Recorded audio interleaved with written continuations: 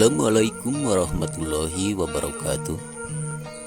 Pemirsa sadaya wilujeng patepang dangu sareng sim kuring Mang Otong Salamina. Dina acara carita Sunda dina judul carita Dedemit Gunung Wayang bagian anu kahiji. Sim kuring ngahaturkeun wilujeng ngadangukeun dugi ka rengsena. Kumaha pemirsa supados teu nyangkolong teuing kana waktos ieu carita Sunda urang kawitan. Nanging satu acana sim kuring nyuhunkeun dihapunten bilih teh mah kasabit-sabit dina masalah nami, kasebat-sebat dina masalah tempat tanapi pakemitan kitu tah nyuhunkeun dihapunten kitu nya.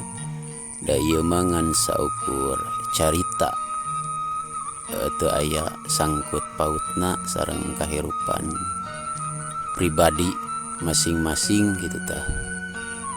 Ieu mangan saukur hiburan gitu nya, garapan sim kuring anu dipapaes malar pantes direka-reka ambeh jiga gitu tah. Semoga pemirsa urang kawitan ieu carita Sunda Dedemit Gunung Wayang bagian anu munggaran. Wilujeng ngadangukeun dugi ka rengsena.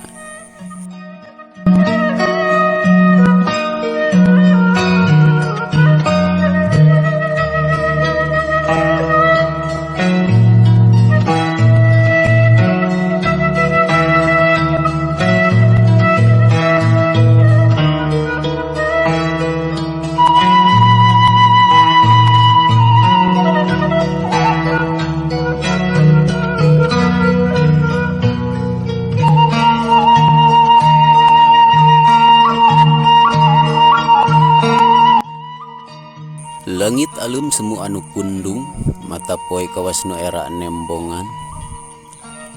Hujan leutik ngaririncik, mapaesan alam isuk-isuk di lemur Cijamu. Manuk recet patembalan jeung pada baturna ngiciskeun jangjang dina dahan sampe. Sakapeung sok kadenge suara hayam kongkorongok, jeung recetna suara budak di eta lembur. Dina keur kaayaan kitu, Mang Jupri jeung Mang Karta harita teh keur sing daraweng ditepas paduduaan.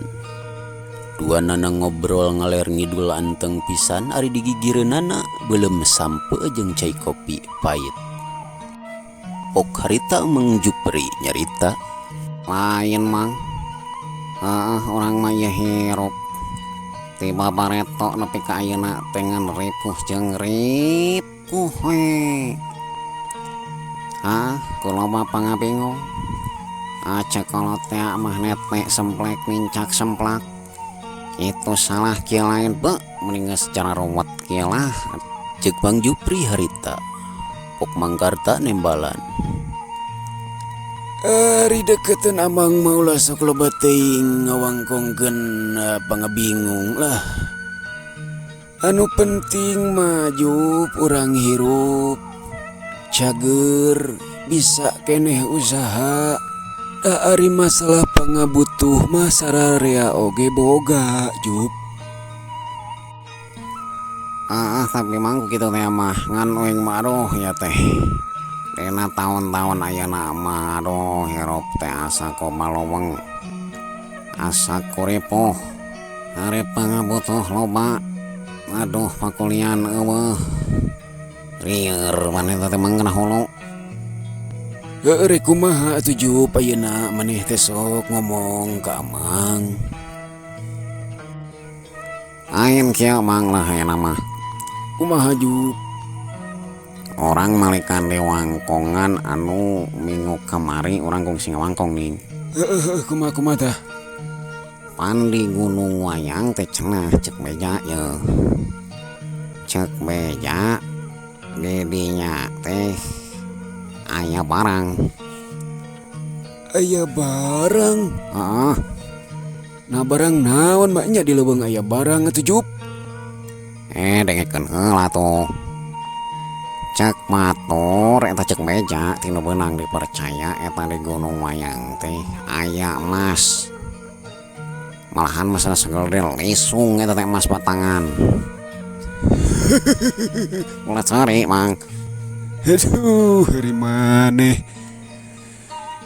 Maneh malieur. Banyak ya mas di gunung euy. Dengekeun heula nya lalakonna mang.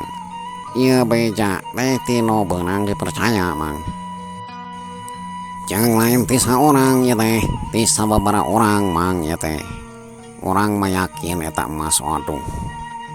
Lamun pek beunang ku orang kitu anyir urang kabayang moal teu beunghar mang eta.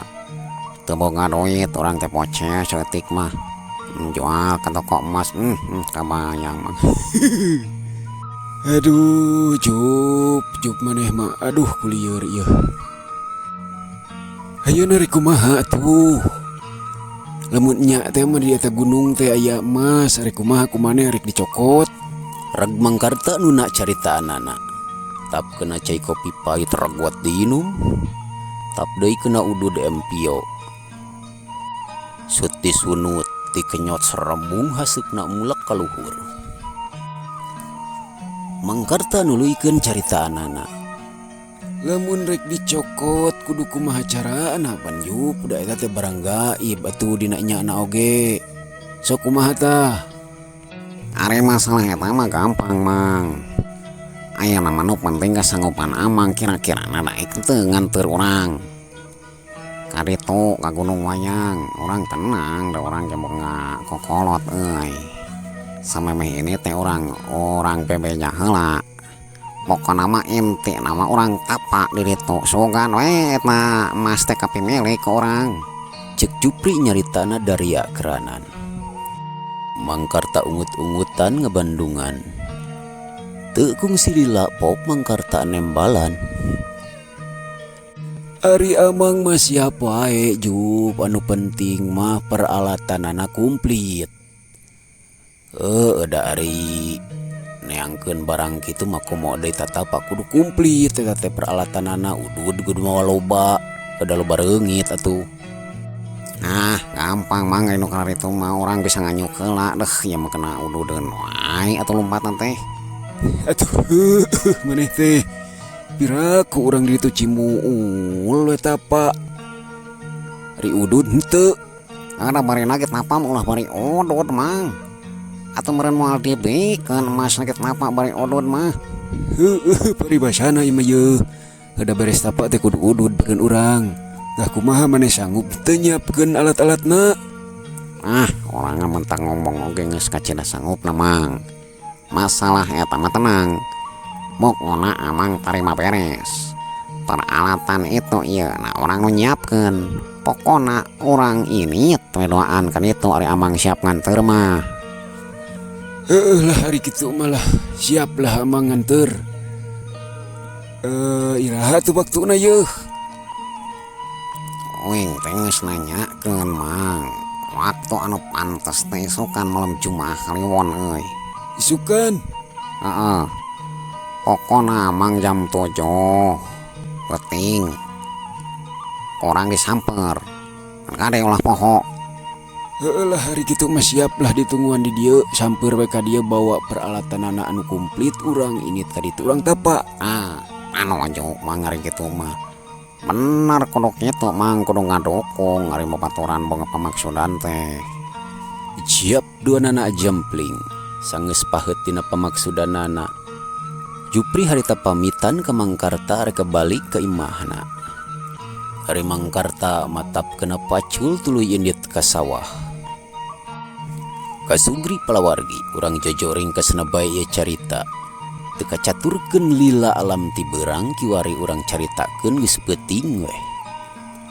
Mang Jupri harita teh geus saged arek indit ka Gunung Wayang nyamper nya eta Mangkarta. Peralatan geus siap. Dina kemulan geus pinuh lolontong segala enah itu ieu dibawa. Sanggeus pamitan kana jadi pamajikanana beral harita Mang Jupri ini mapa jalan anu satapak mengkol ka belah katuhu ngajugjug imahna Mangkarta las atuh leungit kehalangan ku dapur batur.